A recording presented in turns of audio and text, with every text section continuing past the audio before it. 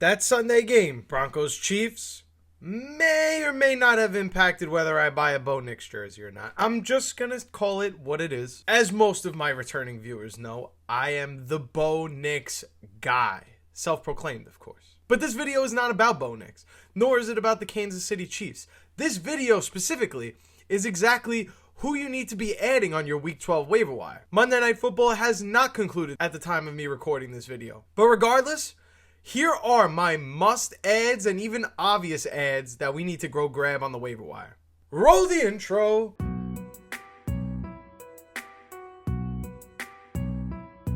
If you played them in fantasy, they probably won you your matchup this week. The obvious adds that you need to go get on the waiver wire: Sean Tucker and Michael Wilson. Let's start with Sean Tucker first.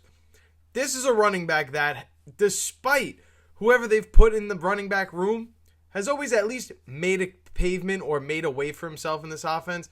They had Bucky Irving, Rachaad White, and Sean Tucker at one point, and they all played vital snaps last year in 2024. Finally, Bucky Irving ran away with the job. So in 2025 now, I ask, is Bucky Irving going to run away with this job? I don't think so. Does this mean I want you emptying the clip on a guy like Sean Tucker? Not necessarily. But to think that Sean Tucker is just going to vanish and disappear right off into the sunset, I think that would be ridiculous. If you have Rachaad White, this may be a shot in the foot for you, because it looks like Sean Tucker is going to end up being the complimentary back to Bucky Irving when eventually Bucky Irving returns. Until then, you have Sean Tucker looking like he's the lead guy. He took more carries than Rachaad White, looked way more explosive than Rachaad White against the Buffalo Bills. And this isn't a pattern of just the last game they've played. This is a pattern of recurring games now. In the Buccaneers' last 3 games, Sean Tucker has 40 carries to Rachaad White's 32. That is alarming. Yes, I understand that Rachaad White is still a pass-catching back, something that they don't really trust Sean Tucker with yet necessarily, but this is clearly starting to be a complementary backfield. There may not be a one guy that's going to get all of the opportunity and touches here, and when Bucky Irving returns, I don't expect both Sean Tucker and Rachaad White to just fall to irrelevancy. They're going to have to mix them in and sprinkle them in.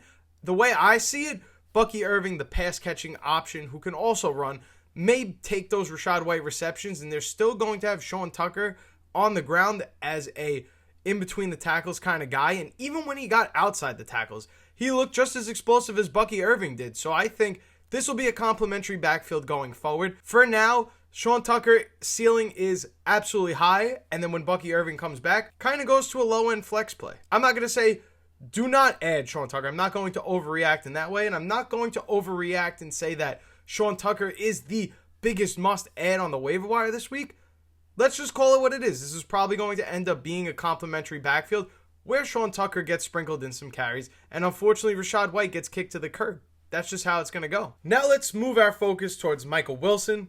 Michael Wilson has always been a solid prospect of a receiver. This is somebody that maybe just hasn't been in the opportunity right offense or the right time, but last week was the perfect time. It was a negative game script. The Cardinals honestly had no chance of winning. Once that 98-yard kickoff return happened, it was pretty much signed, sealed, delivered in the 49ers' favor. Michael Wilson saw 18 targets on 15 receptions last week. Surely, I don't expect this kind of production to continue, but as long as Marv is sidelined with appendicitis, this recovery timeline, maybe only a couple weeks, but let's just assume 4 weeks to a month to be safe.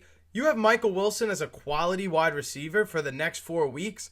That's something worth adding on the waiver wire. We know Bucky Irving is looming and on his way back soon.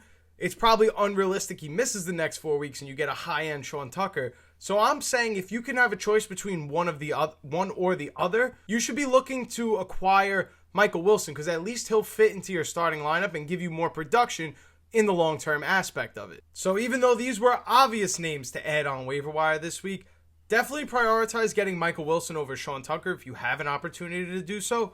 But in most leagues, you probably weren't able to get either one of them, and I understand that. So let's keep the list on rolling. Chris Rodriguez is the next player I want to talk about. This is a guy that has been slowly taking over the backfield, albeit it's by a committee here. They use Bill, they use Jaden McNichols, they use Chris Rodriguez, but Chris Rodriguez at least has been taking, or at least starting to take, the bulk of the carries in this offense and sprinkle in the receiving. This is a player that maybe isn't the prettiest name. Maybe you'll never start him, But ultimately, if one of these guys, a Jaden McNichols or a Bill Krosky-Merritt, were to go down with an injury, unfortunately, or maybe Jaden Daniels gets to come back at some point during this season, I highly doubt that would be the case. That would make Chris Rodriguez an upgrade instead of a nice bench piece into a considerable flex option. But Chris Rodriguez isn't the only running back that we need to be grabbing on waiver wires. Josh Jacobs may have avoided a significant injury, but that doesn't mean we shouldn't be adding Emanuel Wilson to our fantasy teams. Yes, the person in your league who has Josh Jacobs probably already owns this player.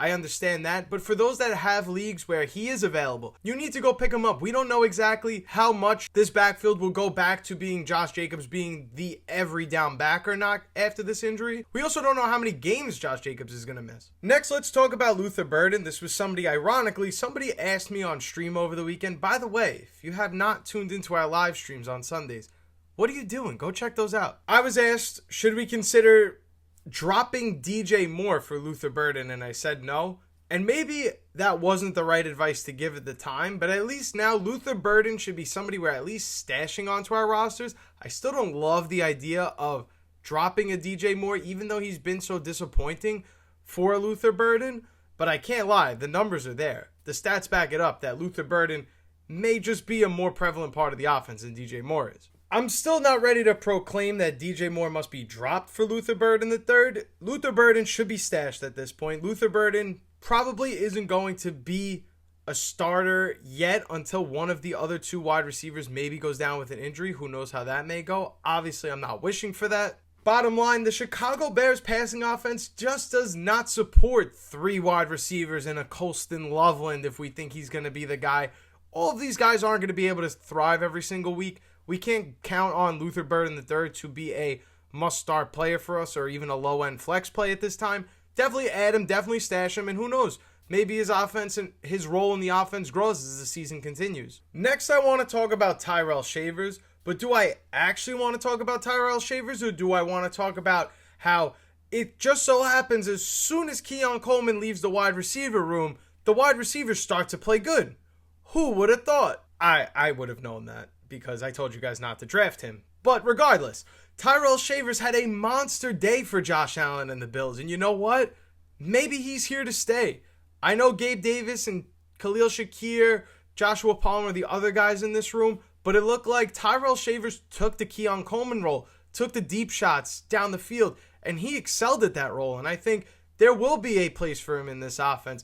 Maybe he's not going to be a guy that gets 7 or 8 targets every game, but maybe he has 4, and one of those is a deep touchdown, giving me kind of like a Christian Watson type of vibe. When you start him, it's all or nothing. So for that reason, I'm kind of interested in picking up Tyrell Shavers. Other than the big explosion chunk play of 43 yards for a touchdown for Tyrell Shavers, it was a pretty quiet day. But all in all, that's exactly what you're going to get out of this player. This is all or nothing. You're going to get 2 points in your lineup, or you're going to get 18. If we're looking for a player with a little more consistency than Tyrell Shavers, let's look no further than AJ Barner, who has time and time again shown us, and we've talked about him on the channel already, he is built for the receptions. He's built for the target share in this offense, and maybe not on every given game for the Seattle Seahawks looks like the number 2 receiving option, but he's a prominent part of this pass game, and there's no mistaking that. Sure, his 11 targets and 10 receptions is probably not going to be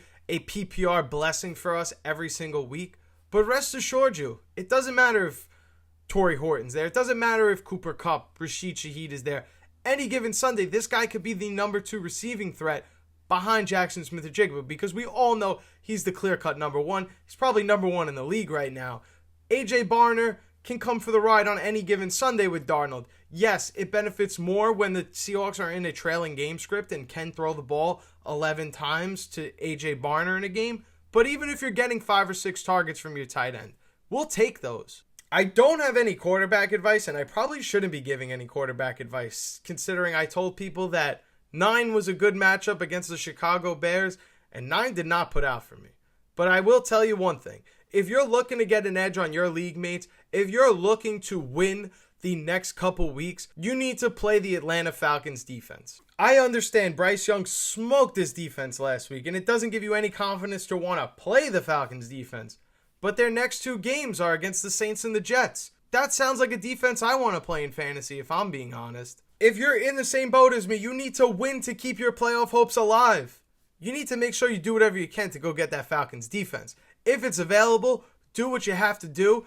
This is going to be a starter in your lineup for the next 2 weeks, and I think you need to go spend some fab to make that happen. That's going to wrap it up for this waiver wire video. We covered 7 players and a fantasy defense. That's something we usually don't do on this channel. But listen, I'm trying to give as best advice as I possibly can. Trying to lock you guys into the playoffs. Give you whatever kind of edge you can have on your league mates, because that's the least I could do for you if you're watching my videos right now. And if you stuck around and watched this entire video, I just want to say thank you so much for watching.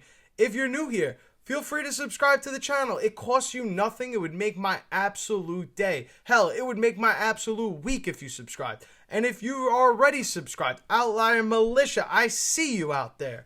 Thank you guys so much for watching. Smash that like button so I know to keep making more fantasy football content like this. And that's all I got for you guys today. Thank you guys so much for watching. I love each and every one of you that stuck around and watched the end of this video. But my name is Turtle. This is Outlier Fantasy, and I will see you in the next video. Wow, you stuck to the end of this video? Thank you so much. If you're new here, make sure you check out one of these videos on the screen right now. And don't forget, before you leave, make sure you're subscribed so you don't miss any fantasy football videos on this channel. And that's all I got for you guys. I'll see you in the next one.